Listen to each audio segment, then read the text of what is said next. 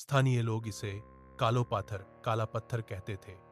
शहर के ठीक बाहर एक घने और सरसराते जंगलों के बीच से गुजरने वाली एक संकरी डामर की सड़क। किसी भी ऑफिशियल जीपीएस मैप पर इसका कोई नामो निशान नहीं था।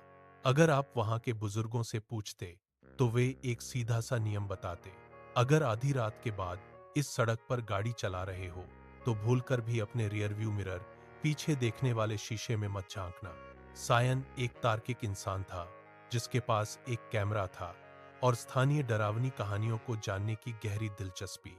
उसने एक बिना चांद वाली मंगलवार की रात को इस मिथक को परखने का फैसला किया। रात के 12:15 बजे उसने अपनी कार उस सड़क पर उतारी। तुरंत ही कार के भीतर की हवा बर्फीली ठंडी हो गई। हेडलाइट्स की तेज रोशनी भी सामने छाई घनी अस्वाभाविक धुंध को भेदने में नाकाम हो रही थी।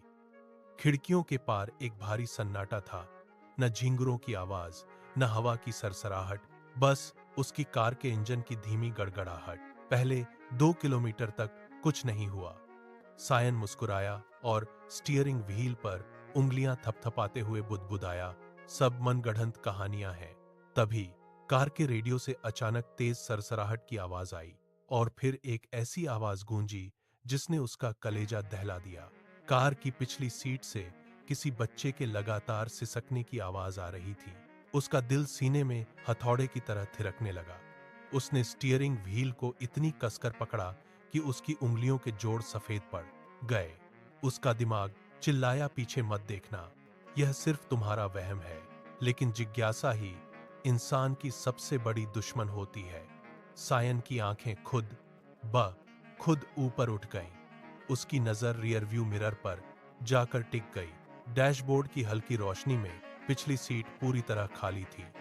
एक पल के लिए उसने राहत की सांस ली, लेकिन जैसे ही उसने वापस सामने धुंध भरी सड़क पर देखा, उसके होश उड़ गए। हेडलाइट की रोशनी में सड़क के ठीक बीचों बीच एक साया खड़ा था। वह एक औरत थी जो फटी पुरानी साड़ी में लिपटी हुई थी और उसकी पीठ सायन की तरफ थी। सायन ने पूरी ताकत से ब्रेक दबाया। टायर चीख उठे और कार उस औरत से महज कुछ इंच की दूरी पर जाकर रुक गई। हांफते हुए सायन ने विंडशील्ड के पार देखा। वह औरत हिली तक नहीं, लेकिन धीरे धीरे एक अजीब और डरावनी हरकत के साथ उसका सिर घूमने लगा। उसका शरीर बिल्कुल स्थिर था, बस उसका सिर पूरा 180 डिग्री घूमकर सायन की तरफ हो गया। जहां उसका चेहरा होना चाहिए था, वहां सिर्फ सपाट, बिना किसी नक्श वाली चमड़ी थी। न आंखें, न नाक, बस एक चौड़ा, कटा हुआ मुंह जो दोनों कानों तक एक खौफनाक मुस्कान में फैला हुआ था। सायन ने घबराकर कार को रिवर्स गियर में डाला और पीछे मुड़ने के लिए बेताब होकर कंधे के ऊपर से पीछे देखा। लेकिन जब उसने पीछे की खिड़की से बाहर झांका तो उसे सड़क दिखाई नहीं दी। वह सीधे अपनी ही कार के अंदर का नजारा देख रहा था। उसने अपनी ही डरी हुई पीठ देखी, अपने ही हाथों को स्टीयरिंग व्हील पर जकड़े हुए देखा। वह अब ड्राइवर नहीं था, वह शीशे के अंदर कैद हो चुका था। बाहर वह बिना चेहरे वाली औरत शांत कदमों से चलती हुई ड्राइवर की सीट की तरफ आई, दरवाजा खोला और अंदर बैठ गई।